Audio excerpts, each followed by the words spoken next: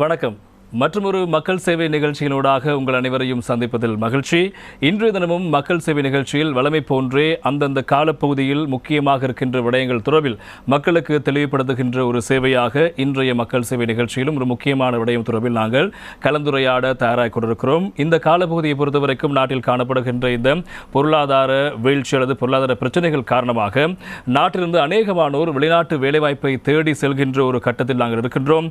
அண்மைய காலங்களில் குடிவரவு குடியகழ்வு திணைக்களத்துக்கு அருகில் அதிகளவான மக்கள் வரிசையில் காத்திருந்து கடவுச்சீட்டை பெற்றுக்கொள்கின்ற விடயம் உள்ளிட்டவை, அதே போல இலங்கையில் இருக்கின்ற தூதரங்களுக்கு சென்று விசாக்களை பெறுவதற்கான முயற்சிகளை மேற்கொண்ட நடவடிக்கை என பல்வேறு நடவடிக்கைகள் நாங்கள் பார்த்திருந்தோம். எனவே அந்த விடயங்களுக்கு மக்கள் இப்போது மோங்குவதற்கின்ற இந்த காலப்பகுதியில் அந்த விடயங்கள் தொடர்பாக ஒரு தெளிவுபடுத்தலை மக்களுக்கு வழங்கும் நோக்கில் இன்றைய மக்கள் சேவை நிகழ்ச்சியை நாங்கள் உங்களுக்கு வடிவமைத்திருக்கிறோம். அந்த வகையில் தான் இன்றைய தினமும் குடிவரவு குடியகழ்வு திணைக்களத்தினுடைய 2 அதிகாரிகள் எமது நிகழ்ச்சிக்கு வருகை தந்து முக்கியமான பல விடயங்கள் தொடர்பாக மக்களுக்கு இருக்கின்ற சந்தேகங்களை தெளிவுபடுத்த காத்திருக்கிறார்கள். அந்த வகையில் தான் குடிவரவு குடியகழ்வு திணைக்களத்தினுடைய பிரதி கட்டுப்பாட்டாளர் இவாஞ்சலின் சென்கிளேர் அவர்கள் வந்திருக்கிறார். வணக்கம்.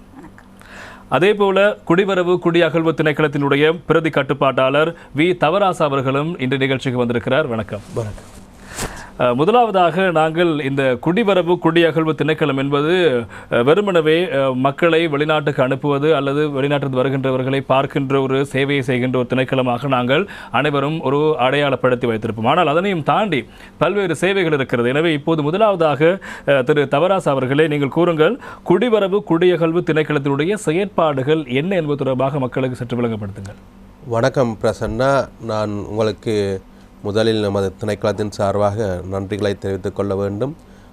அண்மை காலமாக பொதுமக்கள் எங்களுடைய திணைக்களத்தை நாடி வருகின்ற எண்ணிக்கை கணிசமான அளவு அதிகரித்து காணப்படுகின்றது. ஆகவே இந்த சந்தர்ப்பத்தில் பொதுமக்களுக்கு ஓர் தெளிவுபடுத்தலை ஏற்படுத்தக்கூடிய சந்தர்ப்பமாக இதனை வடிவமைத்து தந்தமைக்கு நான் உங்களுக்கு எமது திணைக்களத்தின் சார்பாக வசந்தன் தொலைக்காட்சிக்கும் மக்கள் சேவை தயாரிப்பு குழுவினருக்கும் நன்றிகளை தெரிவித்துக் கொள்கின்றேன். குடிவரவு குடியகழ்வு திணைக்களமானது 1948ஆம் ஆண்டு 20ஆம் இலக்க குடிவருவோர் குடி அகழ்வோர் சட்டத்தின் பிரகாரம் தேசிய பாதுகாப்பினை உறுதிப்படுத்தும் முகமாக நாட்டிற்குள் வருகை தருவோர் மற்றும் வெளி செல்வோரை ஒழுங்குபடுத்துகின்ற செயற்பாட்டை முதன்மை நோக்கமாக கொண்டு ஸ்தாபிக்கப்பட்ட ஒரு சட்ட நிறுவனம் ஆகும். இந்த திணைக்களத்தின் பிரதான செயற்பாடுகளாக இலங்கை மக்களுக்கு கடவுச்சீட்டு விநியோகிக்கும் நடவடிக்கையும், இலங்கை அல்லாதோருக்கு அதாவது வெளிநாட்டவர்களுக்கு விசாவினை வழங்குகின்றமையும், அங்கீகரிக்கப்பட்ட இறங்குதுறைகளில் ஊடாக வெளிச்செல்வோர் மற்றும் வருகை தருவோர்களை கட்டுப்படுத்துதல் ஒழுங்குபடுத்துதல் நடவடிக்கைகளை மேற்கொள்வதும் மற்றும் வெளிநாட்டு பிரஜைகளுக்கான இலங்கையரான வெளிநாட்டு பிரஜைகளுக்கு கடவுச்சீட்டுகளை வழங்குகின்ற செயற்பாடுகளையும், பிரியா உரிமை சார்ந்த செயற்பாடுகளையும் மற்றும் வெளிநாட்டவர்களுக்கு இலங்கை விசாவினை வழங்குகின்ற செயற்பாடுகளையும் எமது திணைக்களம் பிரதான செயற்பாடுகளாக செய்கின்றது.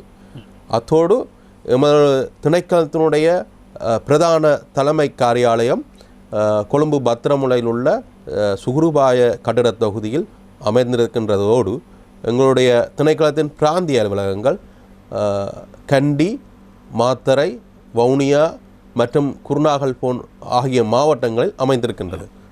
இந்த குடிவரவு குடியகழ்வு திணைக்களத்தினுடைய பிரதான தலைமை அதிகாரியாக கட்டுப்பாட்டாளர் நாயகம் அவர்கள் அமைகின்றார். தற்போதைய கட்டுப்பாட்டாளர் நாயகமாக திருவாளர் கர்ச இலுப்பட்டிய அவர்கள் கடமையாற்றுகின்றார். இதுதான் நான் உங்களுக்கு கூறக்கூடிய எமது திணைக்களத்தினுடைய ஒரு அறிமுகமாக அதாவது நாங்கள் அறிமுகப்படுத்தும் போதே கூறிய விடயம் இந்த காலப்பகுதியில் அதிகளவான மக்கள் நாடுகின்ற அல்லது அதிகளவான மக்கள் செல்கின்ற ஒரு திணைக்களமாக உங்களது குடிவரவு குடியகல் திணைக்களம் காணப்படுகிறது. அதே போல நீங்கள் கூறுவதற்கு போது வெளிநாட்டிலிருந்து வருகின்றவர்களுக்கு விசா வழங்குகின்ற அதே வேளை இலங்கையிலிருந்து செல்கின்றவர்களுக்கான விடயங்கள் தொடர்பான கண்காணிப்பு நடவடிக்கைகளை மேற்கொள்ளும் திணைக்களமாக இருக்கிறது. எனவே நீங்கள் இந்த காலப்பகுதியில் வெளிநாட்டவர்களுக்கு வழங்குகின்ற விசா நடைமுறைகள் தொடர்பாக நீங்கள் பார்க்கின்ற பின்னடைவு இருக்கிறதா அல்லது அதில் ஏதாவது வீழ்ச்சி இருக்கிறதா அல்லது அந்த விடயத்தினுடைய ஏதாவது குறைவுகள் இருக்கிறதா? பொதுவாக பிரசன்னா கடந்த காலங்களுடன் ஒப்பிடும்போது தற்போது நாட்டில் நிலவுகின்ற பொருளாதார பிரச்சனை மற்றும் அரசியல் ஸ்திரமற்ற தன்மை காரணமாக சுற்றுலா பிரயாணிகளுடைய எண்ணிக்கை கணிசமான அளவு வீழ்ச்சி அடைந்து காணப்படுகின்றது. இந்த போதிலும் கடந்த மாதம் சற்று அதிகரித்த தன்மையை காணக்கூடியதாக இருக்கின்றது. இதிலே பொதுவாக முன்னை நாள் இலங்கையர்களான வெளிநாட்டவர்களும் கணிசமான அளவு நாட்டிற்குள் வருகை வந்து இருக்கின்றார்கள். அதே போல திருமதி இவாஞ்சலின் சென்க்ளேர் அவர்களிடம் ஒரு கேள்வி இருக்கிறது. குறிப்பாக நீங்கள் இந்த குடிவரவு குடியகல்வு திணைக்களத்தினுடைய கடவுச்சீட்டு தொடர்பான பிரிவுகளுக்கு பொறுப்பான ஒரு அதிகாரியாக இருக்கின்ற வகையில் நாங்கள் முதலாவதாக எங்களுடைய மக்களுக்கு தெளிவுபடுத்திய விடயம் இருக்கிறது. இலங்கையில் கடவுச்சீட்டு ஒன்றை பெறுவதற்கான நடைமுறைகள் என்ன? எத்தனை வகையான கடவுச்சீட்டுகளை பெற்றுக்கொள்ளக்கூடியதாக இருக்கும்? இலங்கையர்களுக்கு வெளிநாடு செல்வதற்காக வழங்கப்படுவதுதான் கடவுச்சீட்டு.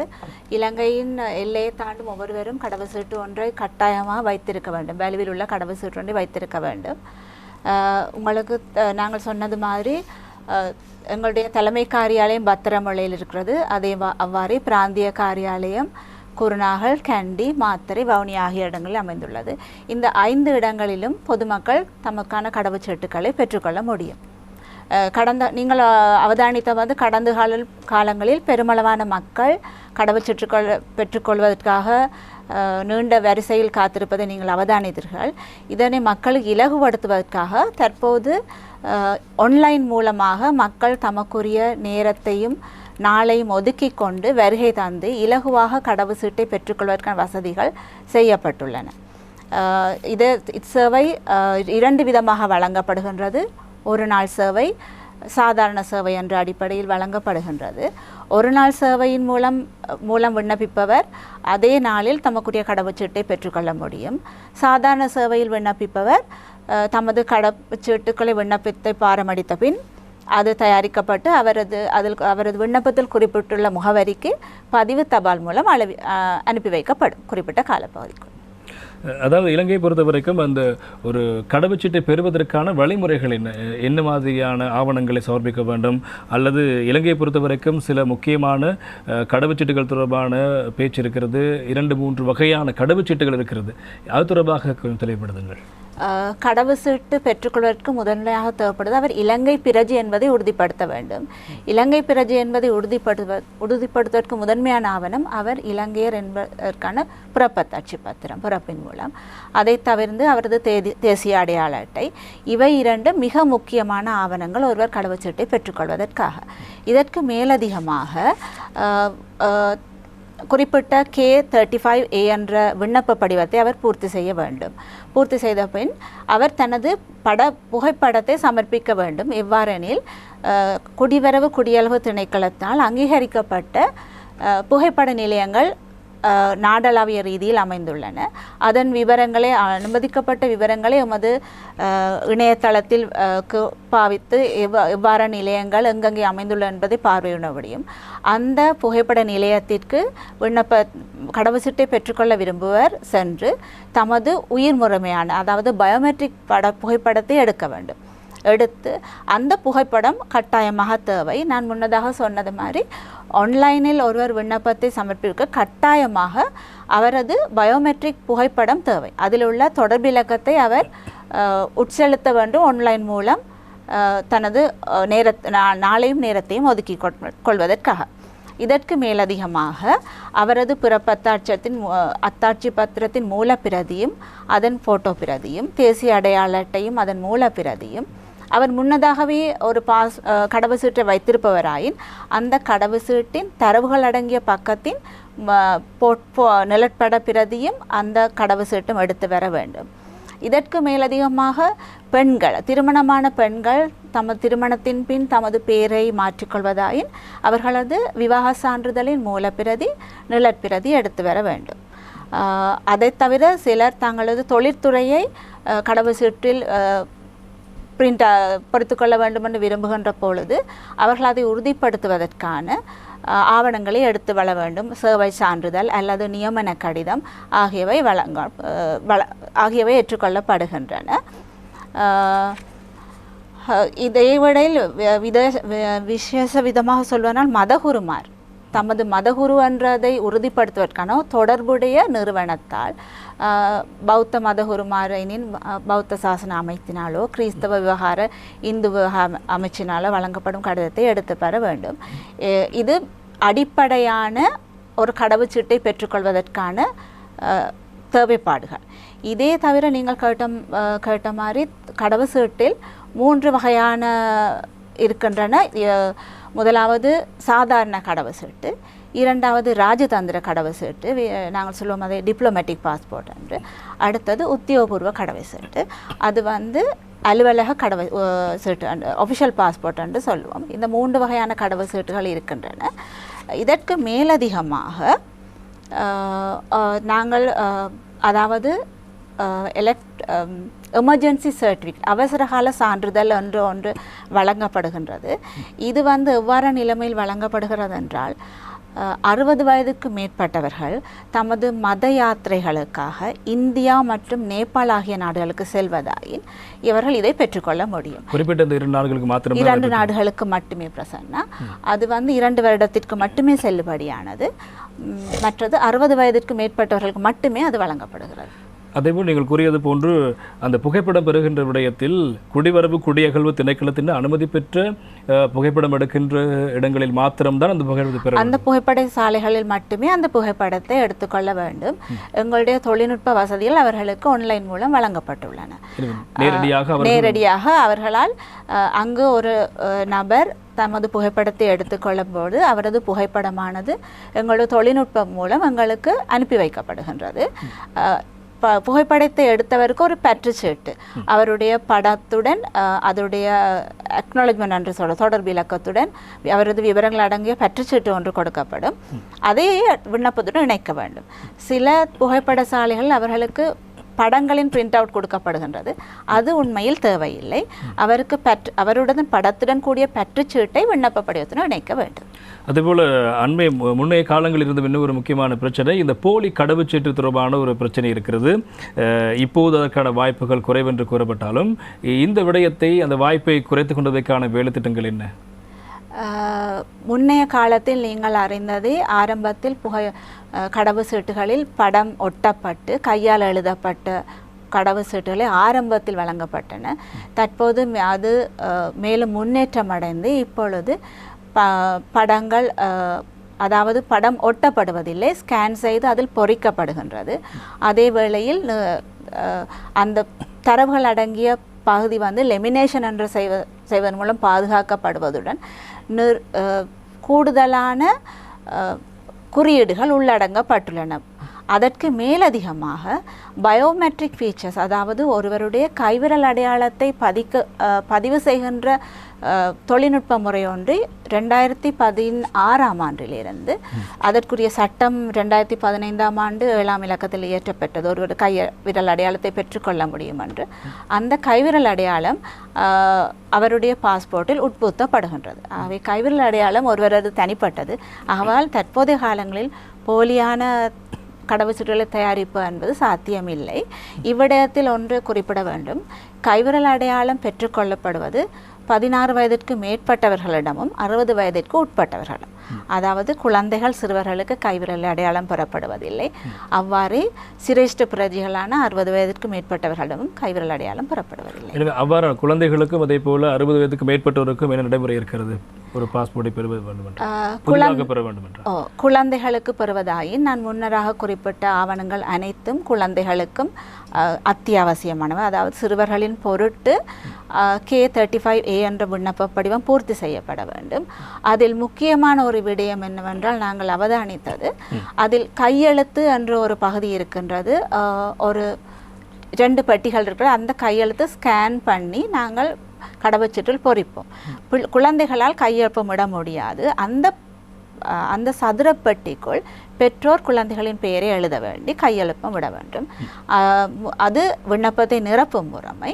அதற்கு மேலதிகமாக முக்கியமானது 16 வயதிற்கு குறைந்த பிள்ளைகளுக்கான கடவுச்சீட்டுகளை பெற்றுக்கொள்வதாயின் பெற்றோர் 20 தாய் தந்தை 20 கட்டாயமாக வருகை தர வேண்டும். அவர்களது வருகை மிக முக்கியமானது கடவுச்சீட்டை பெற்றுக்கொள்வதற்காக. தாய் தந்தை இல்லாது பாதுகாப்பாளர் மத்தியில் இருக்கின்றவர்கள் அல்லது வேறு முறைமையின் கீழ் இருக்கின்ற பிள்ளைகளுக்கான கடவுச்சீட்டை பெறுகின்ற போது என்ன நடைமுறை அமலில் இருக்கிறது? இவ்விடத்தில் நாங்கள் ஒன்றை குறிப்பிட வேண்டும். தாய் தந்தை இல்லை என்று சொல்லுகின்ற இடத்தில் நாங்கள் வளர்ப்பு பிள்ளையையும் குறிப்பிட வேண்டும். சிலர் தத்தெடுத்து பிள்ளைகளை வளர்க்கின்ற போது அவர்கள் அவ்விடத்தில் பிறப்பு சான்றிதழ் என்ற இடத்தில் தத்தெடுப்பதற்கு சட்ட ரீதியாக வழங்கப்பட்ட சான்றிதழை சமர்ப்பிக்க வேண்டும். அவ்வாறே வளர்ப்பு பெற்றோர் பெற வேண்டும். சில சந்தர்ப்பங்களில் நாங்கள் அவதானிக்கின்றது, ஒரு பெற்றோர் தந்தை அல்லது தாய் வெளிநாட்டில் வதிபவராக இருப்பின் அவரது சம்மத கடிதம் வேண்டும். நாங்கள் இங்கு சொல்லுகின்றோம் பெற்றோர் கட்டாயம் வருகை தர வேண்டும் என்று. அவர்கள் வருகை தருவது மட்டும் முக்கியமல்ல, அத்தோடு அவர்கள் எழுத்து மூலமான சம்மத கடிதமும் விண்ணப்ப படிவத்துடன் இணைக்கப்பட வேண்டும். அதே சந்தர்ப்பத்தில் ஒரு பெற்றோர் வெளிநாட்டில் இருப்பாராயின் அவரது சம்மத கடிதம் அவர் வதியும் வெளிநாட்டில் உள்ள இலங்கை தூதரகத்தால் அல்லது கான்சுலர் அலுவலகத்தால் உறுதிப்படுத்தப்பட்டு அது சமர்ப்பிக்கப்பட வேண்டும் இலங்கையில் உள்ள பெற்றோரால்.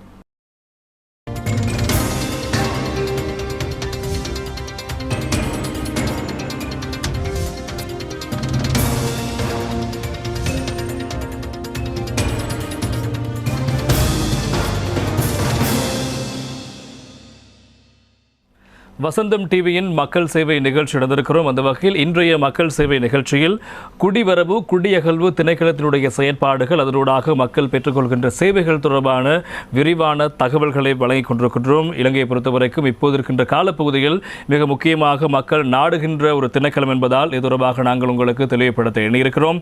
அந்த வகையில் குடிவரவு குடியகல்வு திணைக்களத்தினுடைய பிரதி கட்டுப்பாட்டாளர் இவாஞ்சலின் சென்க்ளேர், அதே போல குடிவரவு குடியகல்வு திணைக்களத்தினுடைய பிரதி கட்டுப்பாட்டாளர் வி தவராசு ஆகிய இருவரும் வருகை தந்து எங்களுக்கு தெளிவான விளக்கங்களை வழங்கிக் கொண்டிருக்கிறார்கள். நாங்கள் ஏற்கனவே பார்த்திருந்தோம், ஒரு கடவுச்சீட்டை இளைஞர் ஒருவர் கடவுச்சீட்டை பெறுவதற்கான நடைமுறை எவ்வாறு இருக்கிறது நாங்கள் பார்த்திருந்தோம். இப்போது விசா ஒன்றை பெறுவதற்கு அல்லது வெளிநாட்டில் வருகின்ற ஒருவர் இலங்கைக்கு வருகின்ற வகையிலான விசாக்களை பெறுகின்ற போது எந்தெந்த முறையிலான நடவடிக்கைகளை கையாள வேண்டும்?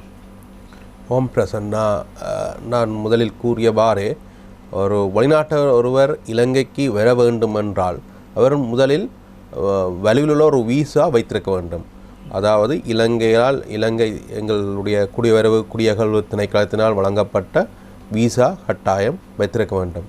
ஒருவர் விசா வைத்திருந்தால் மட்டுமே எங்களுடைய சர்வதேச விமான நிலையத்தின் ஊடாக இலங்கைக்குள் நுழைய அனுமதிக்கப்படுவர்.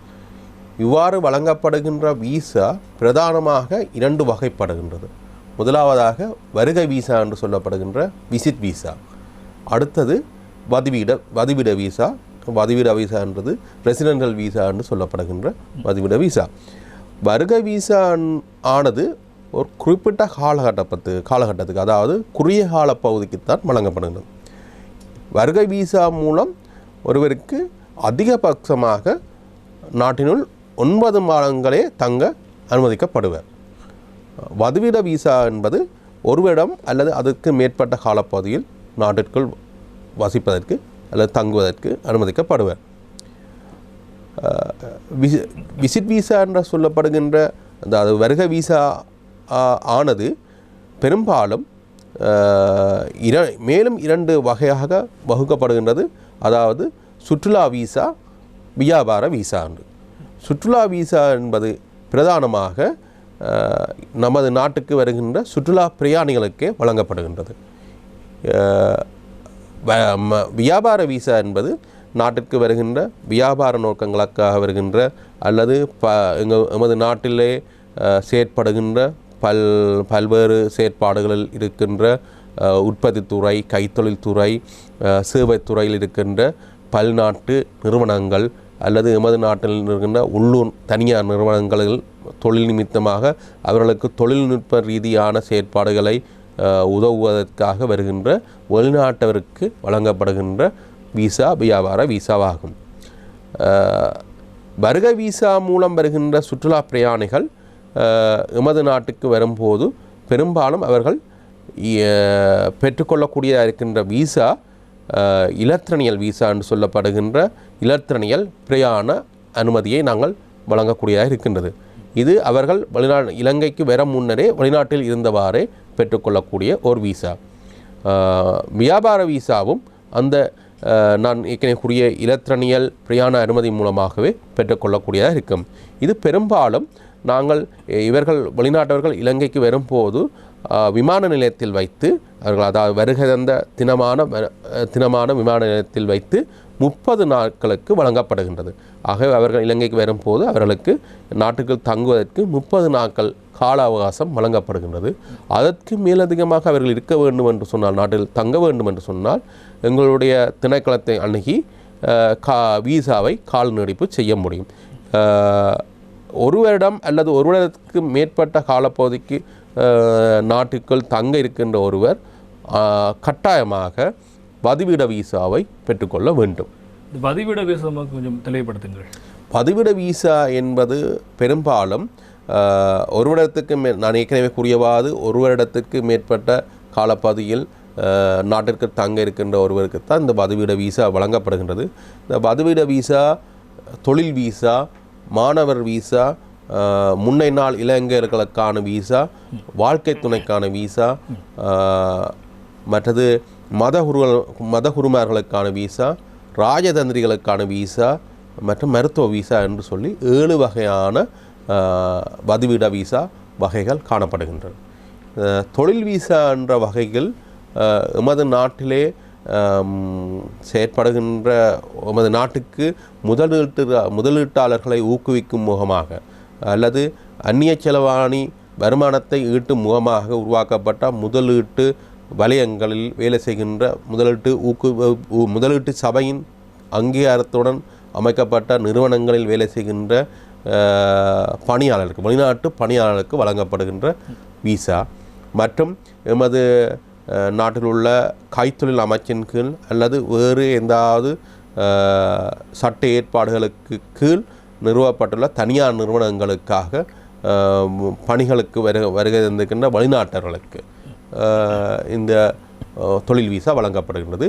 இந்த தொழில் வீசாவை பெற்றுக்கொள்வதற்கு கட்டாயமாக அந்த வெளிநாட்டவர் முதலீட்டு சபையினூடாகவோ அல்லது ஏதாவது நிரல் அமைச்சினுடைய விடயத்துக்கு பொறுப்பான நிரல் அமைச்சினூடாக வழங்கப்படுகிற சிபாசு கடிதத்தின் மூலமாகவே இந்த வதிவிட வீசாவுக்குரிய விண்ணப்பத்தை சமர்ப்பிக்க முடியும்.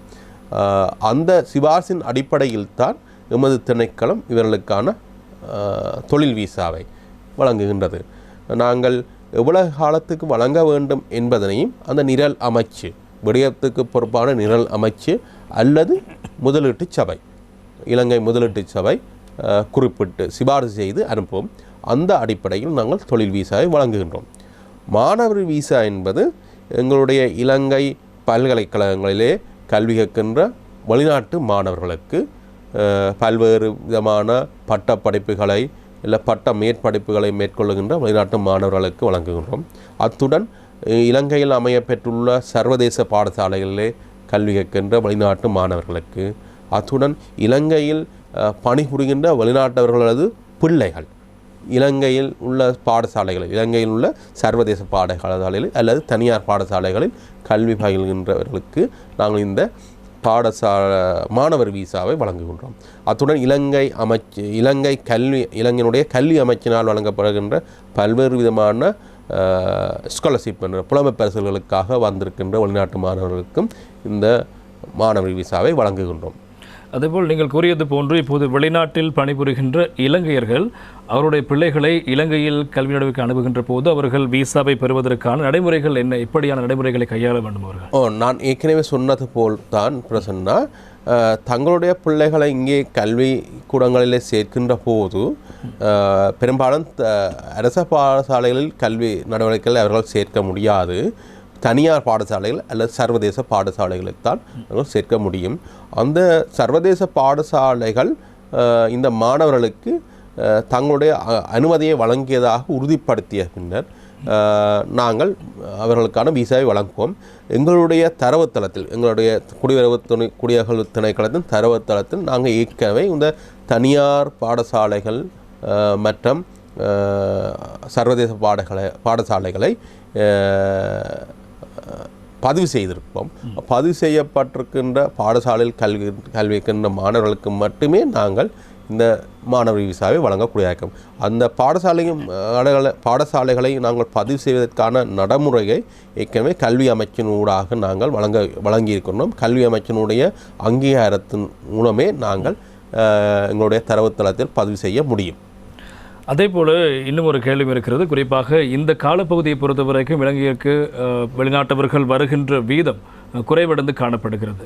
அதே போல் இன்றைக்கு ஒரு 2 வருடங்களுக்கு முன்னர் பார்த்தால் அதிகளவான சுற்றுலா பயணிகள் வருகின்ற ஒரு நாடாக இலங்கை காணப்படுகிறது. எனவே இந்த காலப்பகுதியில் விசா விநியோகத்தில் வீழ்ச்சி தொடர்பான விடயங்கள், அதே போல் விசா வழங்குவதனூடாக இலங்கை கிடைக்கின்ற வருமானம் தொடர்பான விடயங்கள் தொடர்பில் தெளிவுபடுத்த முடியுமா? ஓம் பிரசன்னா, என்னென்று சொன்னால் அண்மை காலமாக கடந்த 2 வருடங்களாக COVID-19 நோயின் காரணமாக, வைரஸ் நோயின் காரணமாக நாடு முற்றாக மூடப்பட்டு இயல்பு நிலைக்கு சற்று திரும்பி இருக்கின்ற வேளையில், அதாவது 2020ஆம் ஆண்டு முற்றுமுழுதாகவே எமது நாட்டினுடைய சுற்றுலா பிரயாணிகளுடைய வருகை வீழ்ச்சியடைந்து விட்டது. அதிலிருந்து 2020 கடைசி பகுதி 2021 சற்று மெதுவாக சுற்றுலா பயணிகளுடைய வருகை அதிகரித்த போதிலும் கடந்த சில மாதங்களாக நாட்டில் காணப்படுகின்ற நெருக்கடி, பொருளாதார நெருக்கடிகளுக்கு மத்தியில் மீண்டும் இந்த சுற்றுலா பிரயாணிகளுடைய வருகை வீழ்ச்சியடைந்து காணப்படுகின்றது. ஆயினும் 2019 ஏப்ரல் தாக்குதலுக்கு முன்னர், பெரும்பாலும் 2018ஆம் ஆண்டு அளவில் பெருமளவான சுற்றுலா பிரயாணிகள் இலங்கைக்கு வந்திருந்தார்கள். கிட்டத்தட்ட 2.3 மில்லியன் சுற்றுலா பிரயாணிகள் இலங்கைக்கு வந்திருந்தார்கள். இதன் மூலம் நாட்டுக்கு பெருமளவான அந்நிய செலவாணி வருமானம் ஈட்டக்கூடியதாக இருந்தது. நேரடியாக விசா கட்டணம் செலுத்துவதன் மூலமாக கிட்டத்தட்ட எங்களுடைய நாட்டுக்கு 10 பில்லியனுக்கு மேலதிகமான வருமானம் ஈடக்கூடியதாக இருந்தது. வருடம் ஒன்றுக்கான வருமானம், அதாவது விசா கட்டணம், அதனுடைய விசா எக்ஸ்டென்ஷன், அதாவது விசா நீடிப்புக்கான கட்டணமாக இந்த விசா வருமானம் வந்து கொண்டிருந்தது. ஆனால் இப்பொழுது நாங்கள் பார்க்கின்ற வேளையில் விசா கட்டணம் நாங்கள் அந்த காலத்திலே இவர்களுக்கு பெரும்பாலும் சிறியவர்களுக்கு 16 வயதுக்கு உட்பட்ட சிறார்களுக்கு விசா கட்டணம் இல்லை. இலத்திரனியல் பிரயாண அனுமதி பெறும்போது இவர்களுக்கு 16 வயதுக்கு உட்பட்ட சிறுவர்களுக்கு இல்லை.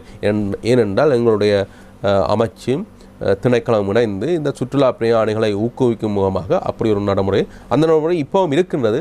அந்த நாட்டில் காணப்படுகின்ற பொருளாதார நெருக்கடியினாலே இந்த சுற்றுலா பிரயாணிகளுடைய வருமானம் பெரும்பாலும் எங்களுக்கு இல்லாமல் போயிருக்கிறது. இப்போது விசா கட்டணத்தில் அதிகரிப்பு எதுவும் செய்யப்பட்டிருக்கிறதா, அல்லது வளமையான கட்டணமாக குறிப்பிட்ட நாடுகளுக்கு ஏற்றவாறு கட்டணங்களில் மாற்றங்கள் இருக்கிறதா? இல்லை, இப்போ 2021ஆம் ஆண்டு ஆகஸ்ட் மாதம் 21ஆம் தேதியில் இருந்து புதிய நடைமுறைக்கு வந்திருக்கின்றது. ஆயினும் இலத்திரனியல் பிரயாண அனுமதிக்கான விசா கட்டணம் நாங்கள் மாற்றவில்லை. அது ஏற்கனவே இருந்த விசா கட்டணமாகத்தான் இருக்கின்றது. ஆனால் வதிவிட விசாவுக்குரிய விசா கட்டணத்தை நாங்கள் அதிகரித்திருக்கின்றோம். வதிவிட விசாக்குரிய விசா கட்டணம் 2020 நாங்கள் விசா கட்டணம் அதிகரிப்பதற்கு முன்னர் இலங்கை ரூபாவில் அறவிடப்பட்டது 20,000 ரூபா வருடத்துக்கு. ஆனால் இப்பொழுது நாங்கள் இதனை ஐக்கிய அமெரிக்க டாலர்களில் அறவிடுகின்றோம், வருடத்துக்கு $200. இதன் மூலம் வருமானம் அதிகரித்து காணப்பட்டாலும் எண்ணிக்கை குறைந்த காரணத்தினால் இந்த வருமானம் சற்று குறைவாகத்தான் காணப்படுகின்றது. அத்துடன் இவர் காலாவதியாக இருக்கின்றவர்களுக்கான தண்டப்பணமான பெனால்டி பீ என்று சொல்லுகின்றது அதிகரிப்புக்கு முன்னர் $100 ஐக்கிய அமெரிக்க டாலராக காணப்பட்ட தண்டப்பணம் இப்பொழுது $500 அதிகரிக்கப்பட்டிருக்கிறது. அதேபோல் நாங்கள் விசா தொடர்பாக பேசியிருந்தோம். மீண்டும் இந்த கடவுச்சீட்டு தொடர்பாக பேசலாம். திருமதி இவாஞ்சலின் சென்கலர் அவர்கள் தொடர்பாக இந்த விடயங்களை விளங்கப்படுத்த வேண்டும். அதாவது ஏற்கனவே நேரடியாக குடிவரவு குடியகழ்வு திணைக்களத்தை நாடி பெற்றுக்கொள்கின்ற நடவடிக்கைகள் மேலதிகமாக இப்போது அண்மை காலமாக இந்த ஆன்லைன் செயற்பாடுகள் துரிதப்படுத்தப்பட்டிருக்கிறது. எனவே அது தொடர்பாக சற்று தெளிவுபடுத்துங்கள். இப்போது தூர பிரதேசங்களுக்கு வருகின்றவர்களுக்கான வாய்ப்புகளை ஏற்படுத்தும் வகையிலான இந்த ஆன்லைன் முறைமை அமல்படுத்தப்பட்டது. எனவே சிலருக்கு இது தொடர்பாக இன்னும் விளக்கம் இல்லாமல் இருக்கலாம். அது தொடர்பாக சற்று விளக்கப்படுத்துங்கள். ஓம் பிரசன்னா, நீங்கள் சொன்னது போல முன்பு நேரடியாக மக்கள் வந்து அன்றைய தினமே தமக்குரிய பதிவுகளை மேற்கொண்டு தான் கடவுச்சீட்டுகளை பெற்றக்கூடிய வாய்ப்பு இருந்தது. இதன் காரணமாக நாட்டில் நிலவிய தேவைப்பாடுகளின் காரணமாக மக்கள் அதிக அளவு வெளிநாட்டிற்கு செல்வதில் ஆர்வம் இருந்ததன் காரணமாக நேரடியாக வந்து நீண்ட வரிசையில் காத்திருந்து சிலர் 2 நாட்கள் காத்திருந்ததாக கூட சொல்லப்பட்டது. அப்படி இருந்து பெற்றுக்கொண்டார்கள். மக்களுக்கு பரந்தளவான சேவையை வழங்குவதற்காக நாங்கள் கடந்த சில மாதங்களுக்கு முன்னிருந்து ஒரு நாள் சேவையை பன்முகப்படுத்தி இருக்கின்றோம். பிராந்திய அலுவலகங்களிலும் தற்பொழுது ஒரு நாள் சேவையை பெற்றுக்கொள்ளக்கூடியதாக இருக்கும். அதன் மூலம் மக்கள் கொழும்பிற்கு வந்து ஒரு நாள் சேவையை பெற்றுக்கொள்ள வேண்டும் என்ற தேவைப்பாடு குறைக்கப்பட்டுள்ளது. முதலாவது.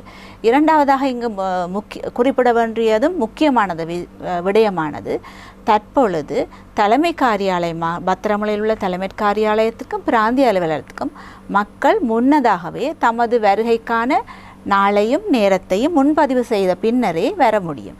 இதற்காக அவர்கள் எமது குடிவரவு குடியகழ்வு திணைக்களத்தின் இணையதளமான www.immigration.gov.lk என்ற இணையதளத்திற்கு பிரவேசித்து அதில் தமது அப்பாயின்மெண்ட் என்ற பக்கத்தை தெரிவு செய்வதன் மூலம் தமக்கான முன்பதிவுகளை மேற்கொள்ள முடியும். அந்த வெப் தளத்தில் அவர்கள் தமக்கு முதலில் தாம் தெரிவு செய்ய வேண்டும், தமக்கு ஒரு நாள் சேவை மூலமா அல்லது சாதாரண சேவை மூலமா தமது கடவுச்சீட்டை பெற்றுக்கொள்ள வேண்டும் என்பது. அதன் பின்னராக அவர்களால் தெரிவு செய்யப்பட வேண்டும் தாங்கள் சேவையை பெற்றுக்கொள்ள விரும்புகிற இடம் எது என்பது.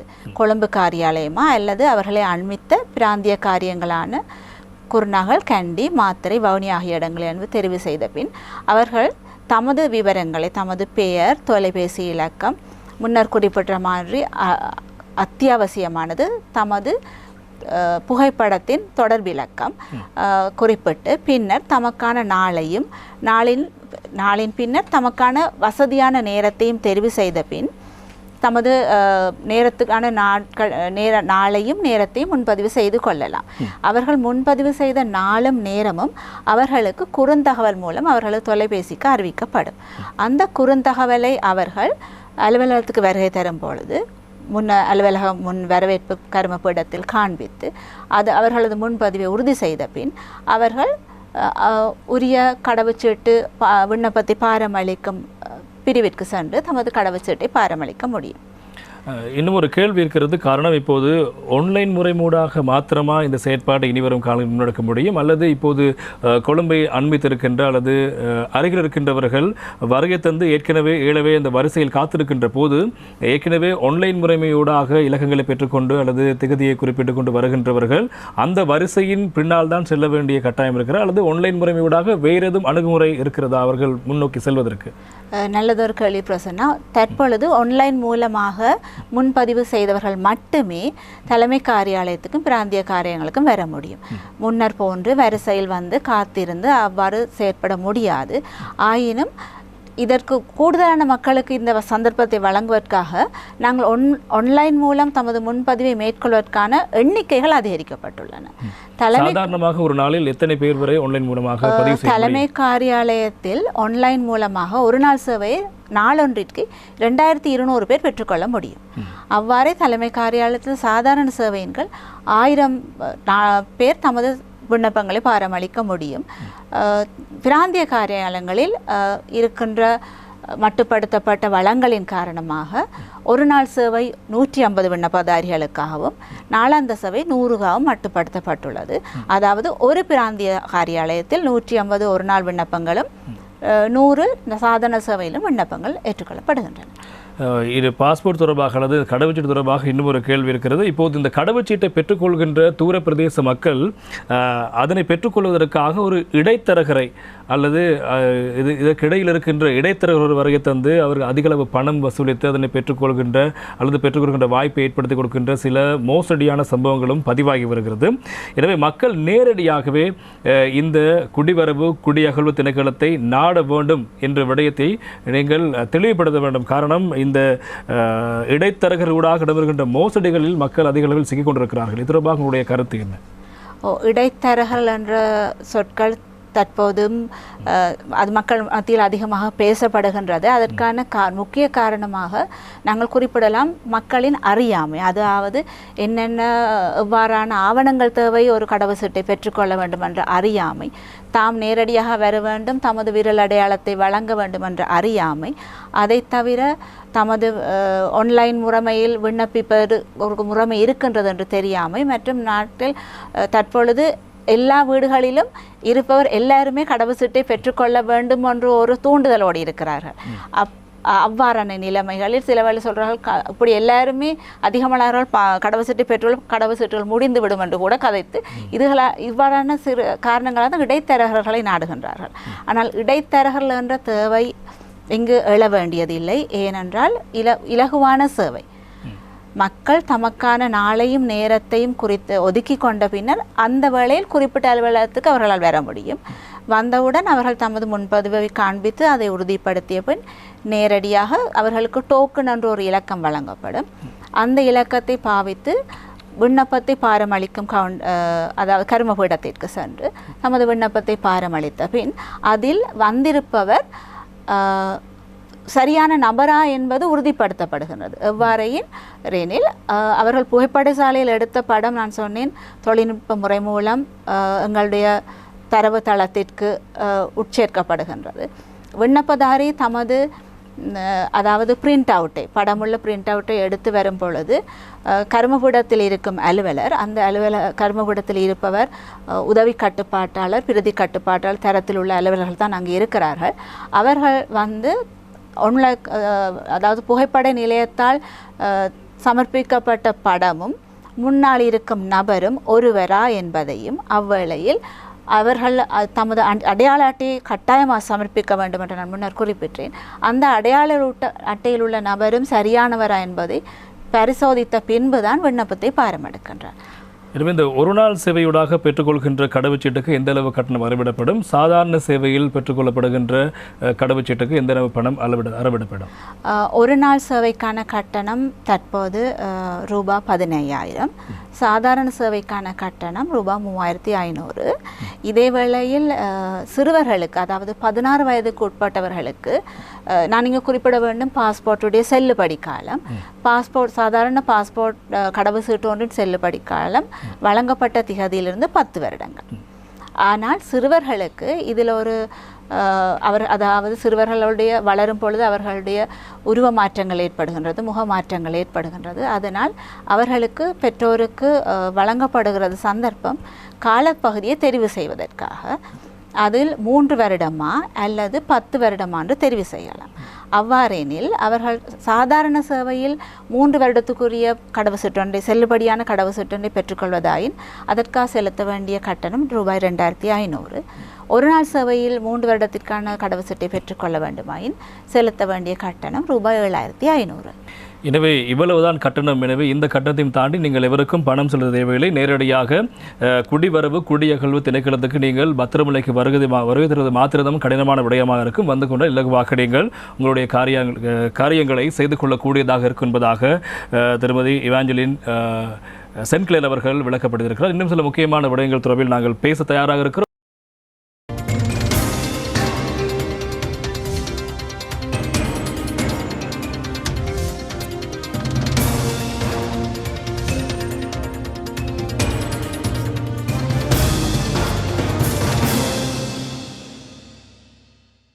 வசந்தம் டிவியின் மக்கள் சேவை நிகழ்ச்சியூடாக இணைந்திருக்கிறோம். இன்றைய மக்கள் சேவை நிகழ்ச்சியில் குடிவரவு குடியகழ்வு திணைக்களத்தினுடைய பிரதி கட்டுப்பாட்டாளர்களான இவாஞ்சலின் சென்கிளேர் மற்றும் அதே போலவே தவராஸ் ஆகிய இருவர் இணைந்து கொண்டு குடிவரவு குடியகழ்வு திணைக்களத்தினுடைய செயற்பாடுகள் தொடர்பாக தெளிவான விளக்கங்களை வழங்கிக் கொண்டிருக்கிறார்கள்.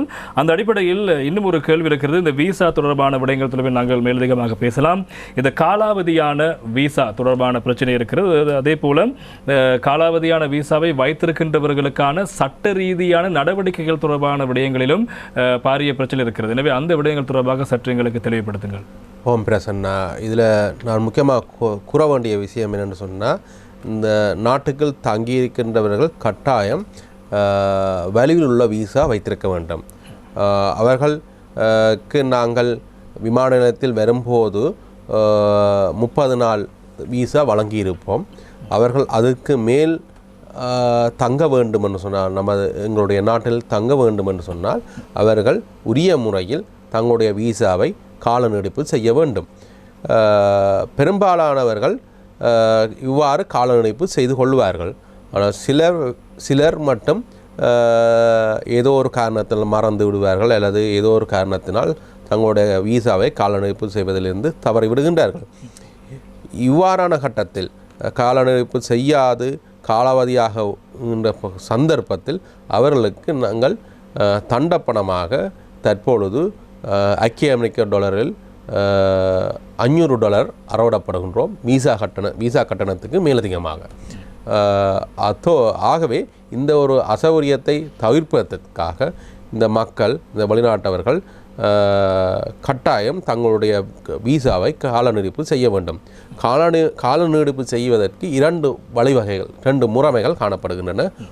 முதலாவதாக இவர்கள் எங்களுடைய இணையதளத்தை, எங்களுடைய குடிவரவு குடியகழ்வு திணைக்களத்தினுடைய உத்தியோகபூர்வ இணையதள பக்கமான www.immigration.gov.lk என்ற உத்தியோகபூர்வ இணையதள பக்கத்தை அணுகி அதில் உள்ள ஆன்லைன் விசிட் விசா என்ற பகுதிக்கு சென்று தங்களுடைய விசாவை இணையதளத்தின் ஆன்லைன் மூலமாகவே கால நீடிப்பு செய்ய முடியும்.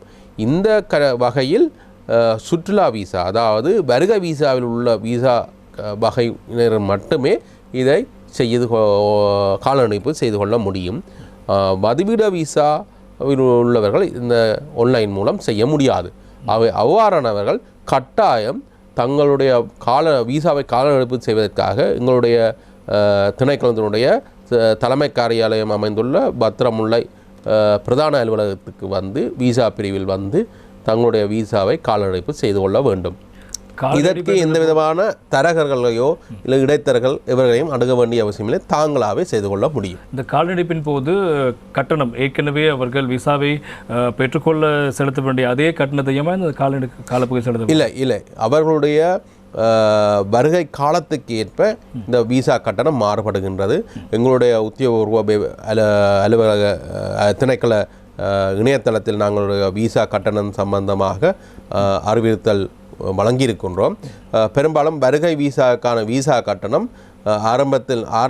எங்களுடைய விசா கட்டணம் முதல் 3 மாதங்களுக்கு ஒரு கட்டணம், அதாவது $100 அமெரிக்க டாலராகவும், அடுத்து வருகின்ற 3 மாதங்களுக்கு $150 காணப்படுகின்றது. அதே போன்று வதிவிட விசாக்குரிய விசா கட்டணம் ஒவ்வொரு ஆண்டுக்கும் வருடத்துக்கு $200 அமெரிக்க டாலராக காணப்படுகின்றது. அதேபோல் இன்னும் ஒரு கேள்வி இருக்கிறது. குறிப்பாக இந்த கடவுச்சீட்டு காணாமல் போனால் என்ன செய்வது, காணாமல் போனால் எடுக்கின்ற சட்ட நடவடிக்கை என்ன என்பது தொடர்பாக தெளிவுபடுத்துங்கள். கடவுச்சீட்டு காணாமல் போவதற்கு 2 சந்தர்ப்பங்கள் நடக்கலாம். ஒன்று உள்நாட்டில், மற்றது வெளிநாட்டில். உள்நாட்டில் கடவுச்சீட்டு ஒன்று காணாமல் போயிருந்தால் அவர்கள் கட்டாயமாக போலீஸ் நிலையத்தில் முறைப்பாடு ஒன்று செய்து போலீஸ் நிலையத்தில் முறைப்பாட்டு பிரதியை சமர்ப்பிக்க வேண்டும். அவருடைய காணாமல் போன கடவுச்சீட்டு செல்லுபடி காலம் உள்ளதாயின் அவர்களிடம் தண்டப்பணமாக $11,500 அறவிடப்படும். இது கட்டணத்திற்கு மேலதிகமானது. அவ்வாறே வெளிநாட்டில் ஒருவரது கடவுச்சீட்டு காணாமல் போனால் அவர் இலங்கை வருவதும் ஒரு சிக்கலான விடயமாக இருக்கும்.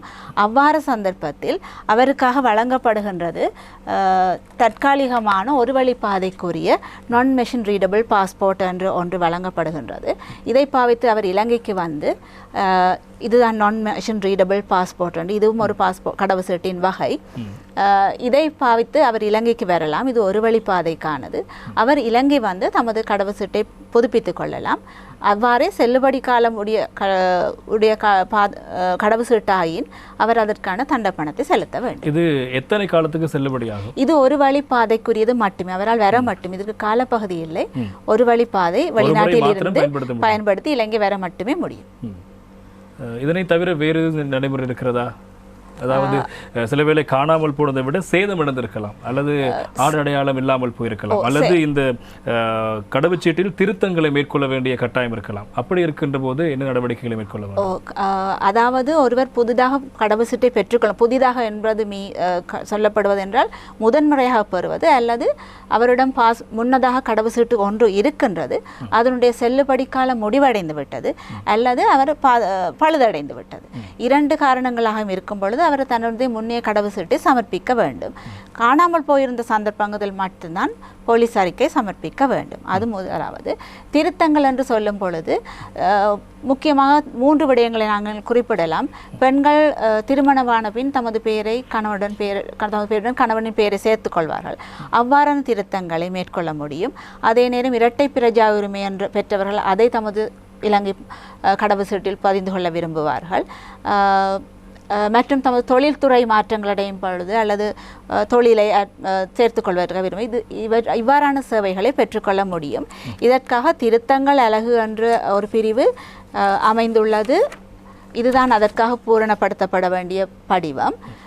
இந்த படிவத்தை பாவித்து அவர்கள் தேவையான தரவுகளை இதில் பூர்த்தி செய்து சமர்ப்பிப்பதன் மூலம் தமது திருத்தத்தை மேற்கொள்ளலாம். மஞ்சள் நிற படிவம். இதற்காக கட்டணமாக ஒரு திருத்தத்திற்காக ₹1000 செலுத்த வேண்டும். முக்கியமான விடயம், இந்த திருத்தங்களை தலைமை காரியாலயத்திலும் பிராந்திய காரியாலயங்களும் செய்து கொள்ள முடியும். மிக விரைவானது. இதற்கு ஆன்லைன் மூலமான முன்பதிவு தேவையில்லை. அவ்வாறு இதற்காக வரிசையில் காத்து நிற்க வேண்டிய தேவையும் இல்லை. சாதாரணமாக குறைந்த 1 மணித்தியாலத்தில் இந்த சேவையை பெற்றுக்கொள்ள முடியும். திருத்தங்கள் 4வது பக்கத்தில் மட்டுமே குறிப்பிடப்படும். நீங்கள் கூறுகின்ற போது இந்த இரட்டை பிரஜா உரிமை சம்பந்தமான விடயங்கள் தொடர்பில் பேசியிருந்தீர்கள். எனவே இந்த குடிவரவு குடியகழ்வு திணைக்களத்தில் இரட்டை பிரஜா உரிமை தொடர்பான சேவைகள் விடயங்கள் எவ்வாறு அணுகப்படுகிறது? இரட்டை பிரஜா உரிமை வழங்குவதற்காக திணைக்களத்தின் குடியுரிமை பிரிவு இயங்கி வருகின்றது. அந்த பிரிவில் பிரதானமாக 2 சேவைகளை இங்கு நான் குறிப்பிடலாம். முதலாவது, இலங்கை பெற்றோருக்கு வெளிநாட்டில் பிறந்த ஒரு பிள்ளையின் பிறப்பை பதிவு செய்தல். பிறப்பை பதிவு செய்வதன் மூலம் அவருடைய அந்த குழந்தை இலங்கை பிரஜை என்பதை உறுதி செய்யப்படுகின்றது. 2வது, இலங்கை பிரஜை ஒருவர் வெளிநாட்டில் பிரஜா உரிமையை கொண்டிருந்தால் அவருக்கான இரட்டை பிரஜா உரிமை, இலங்கை பிரஜா உரிமையை தக்க வைத்துக் கொள்வது அல்லது மீள பெற்றுக்கொள்வது தொடர்பான சேவைகளை அப்பிரிவு வழங்கி வருகின்றது. அதேபோல் இன்னும் ஒரு கேள்வி இருக்கிறது திரு தவராஸ் அவர்களிடம். அதாவது இப்போது இலங்கைக்கு வருகின்றவர்களுக்கான விசா தொடர்பில் நாங்கள் பேசியிருந்தோம். எனவே இங்கிருந்து சென்றவர்கள் போலியான விசாக்களில் சென்று அல்லது குறிப்பிட்ட ஒரு விசாவை கூறி அங்கு வேறொரு விசாவை வழங்கி அங்கு சிக்கலில் மாட்டிக்கொண்டு இருக்கின்றவர்கள் தொடர்பான பல்வேறு செய்திகளை நாங்கள் பார்க்கிறோம். எனவே இந்த விடயத்தில் மக்கள் எவ்வாறு தெளிவு பெற வேண்டும்? ஓம் பிரசன்னா, இதில் முக்கியமான விடயம், நான் எங்களுடைய திணைக்களம் வழங்குவது வந்து வெளிநாட்டவர்களுக்கு இலங்கைக்குரிய விசா. ஆனால் நீங்கள் இப்போ கேட்பது வந்து இலங்கையர்கள் வெளிநாடு செல்லும் போது பெற வேண்டிய விசா நடைமுறை. அது வந்து பெரும்பாலும் அந்தந்த நாடுகளுக்குரிய வெளிநாட்டு தூதுவர் ஆலயங்கள் மூலமாகவோ அல்லது இங்கே இருந்து சில நாடுகளுக்கு அந்த நாட்டினுடைய குடியுறவு திணைக்களத்தை அணுகியோ பெற்றுக்கொள்ள முடியும். அவ்வாறானவர்கள் பெரும்பாலான சுலபமான வழியை கைக்கொள்கின்றார்கள். இடையில் உள்ள தரகர்களை அணுகி அல்லது வேறு நபர்களை 3வது நபர்களை அணுகி பெற்றுக்கொள்ள முயற்சிக்கின்றார்கள். அவ்வாறான வேளையில் போலியான விசாக்களை கொடுத்து ஏமாற்றுகின்றவர்கள் இருக்கின்றார்கள். இவ்வாறு வெளிநாடு செல்ல நினைப்பவர்கள் முதலில் உறுதிப்படுத்திக் கொள்ள வேண்டும் தாங்கள் பெறுகின்ற விசா உண்மையானதா என்பதை. அவ்வாறு உறுதிப்படுத்திக் கொள்ள அவர்கள் செய்ய வேண்டிய விடயம் என்னென்னு சொன்னால், எமது நாட்டில் உள்ள அந்த வெளிநாட்டு தூதுவர் ஆலயங்களுக்கு நேரடியாக சென்று அந்த விசாவை உண்மையானது தான் என்பதை உறுதிப்படுத்தி கொள்ள வேண்டும். ஒருவர் வெளிநாடு செல்ல வேண்டும் என்று சொன்னால் 2 விடயங்கள் முக்கியமானது. முதலாவது, வலுவான பாஸ்போர்ட், கடவுச்சீட்டு, வலுவில் உள்ள கடவுச்சீட்டு அவசியம். அடுத்தது, வலுவான விசா. உண்மையான விசா. இந்த 2 விடயங்களிலும் வெளிநாடு செல்லுகின்றவர் மிகவும் அவதானமாக இருக்க வேண்டும். இடைத்தரகர்களை அணுகுவதிலிருந்து தவிர்ப்பது நல்லது. சிலருக்கு அவ்வாறு இல்லாமல் செய்ய முடியாத சந்தர்ப்பத்தில் அவ்வாறு பெற்றுக்கொண்டாலும் வெளிநாடு செல்வதற்கு முன்னர் தாங்கள் பெற்றுக்கொண்ட விசா உண்மையானது என்பதை உறுதிப்படுத்தி கொண்டு செல்வதுதான் சாலச் சிறந்தது. எனவே இப்போது நீங்கள் கூறியது போன்று விசா அல்லது இந்த கடவுச்சீட்டை பெற்றுக்கொள்ள தங்களால் முடியாது இயலுமை தொடர்பான பிரச்சனை இருக்கின்றவர்கள் குடிவரவு குடியகழ்வு திணைக்களத்தை எவ்வாறு நாட வேண்டும் என்பதை சுருக்கமாக கூறுங்கள். குடிவரவு குடியகழ்வு திணைக்களத்தின் இணையதளத்துக்கு வருகை தருவதன் மூலம் உட்பிரவேசிப்பதன் மூலம் அவர்கள் தேவையான தகவல்களை பெற்றுக்கொள்ள முடியும். அந்த இணையதளத்தில் 3 மொழிகளிலும் விடயங்கள் மிக விபரமாக குறிப்பிடப்பட்டுள்ளன. நான் இணையதளத்தின் முகவரியை மீண்டும் குறிப்பிட விரும்புகின்றேன். www.immigration.gov.lk. அந்த இணையதளத்தில் அணுகுவதன் மூலம் தமக்கான கடவுச்சீட்டை பெற்றுக்கொள்வதற்கான முன்பதிவுகளை மேற்கொள்ள முடியும். அது திணைக்களத்தால் வழங்கப்படும் பல்வேறு சேவைகள் தொடர்பான தெளிவான விவரங்களையும் தேவையான ஆவணங்களையும் பெற்றுக்கொள்ள முடியும். அவ்வாறே விண்ணப்ப படிவங்களையும் தரவிறக்கம் செய்து கொள்ள முடியும். எனவே மக்களுக்கான சேவையை வழங்குவதற்காக இருக்கின்ற இன்னும் ஒரு மிக முக்கியமான அரசு நிறுவனமான குடிவரவு குடியகழ்வு திணைக்களத்தினுடைய சேவைகள் அவர்கள் மக்கள் தங்களுடைய பிரச்சனைகளை எதிர்கொள்கின்ற போது நேரடியாக சென்று நீங்கள் அதனை தீர்த்து கொள்ள முடியும். எனவே இடைத்தரகர் அல்லது 3ஆம் நபர் தேவையில்லை என்பது அந்த திணைக்களத்தினுடைய 2 பிரதி கட்டுப்பாளர்களுடைய கருத்தாக இருக்கிறது. அந்த வகையில் இன்றைய தின மக்கள் சேவை நிகழ்ச்சியில் குடிவரவு குடியகழ்வு திணைக்களத்தினுடைய செயற்பாடுகள் அதனூடாக மக்கள் பெற்றுக்கொள்கின்ற சேவைகள் தொடர்பாக தெளிவான விளக்கங்களை வழங்குவதற்காக கலையகம் வந்திருந்தார்கள். குடிவரவு குடியகழ்வு திணைக்களத்தினுடைய பிரதி கட்டுப்பாட்டாளர் இவாஞ்சலின் சென்கிளியர், அதே போல குடிவரவு குடியகழ்வு திணைக்களத்தினுடைய பிரதி கட்டுப்பாட்டாளர் வி தவராசா ஆகிய இருவரும் இங்கு வருகை தந்து தெளிவான விளக்கங்களை வழங்கியமைக்கு மக்கள் சேவை நிகழ்ச்சி மற்றும் வசந்தம் டிவியூடாக உங்களுக்கு எங்களுடைய நன்றிகளை தெரிவித்துக் கொள்கின்றோம். நன்றி. நன்றி. அதே போல இன்னும் ஒரு மக்கள் சேவை நிகழ்ச்சியில் இது போன்ற மக்கள் சார்ந்த பிரச்சனைகள் இருக்கின்ற பகுதிகளை அடையாளம் கண்டு அதனை நிவர்த்தி செய்கின்ற ஒரு நிகழ்ச்சியோடு மீண்டும் சந்திக்கும் வரை விடைபெற்று செல்லும் நான் பிரசன்னா. வணக்கம் நேயர்களே.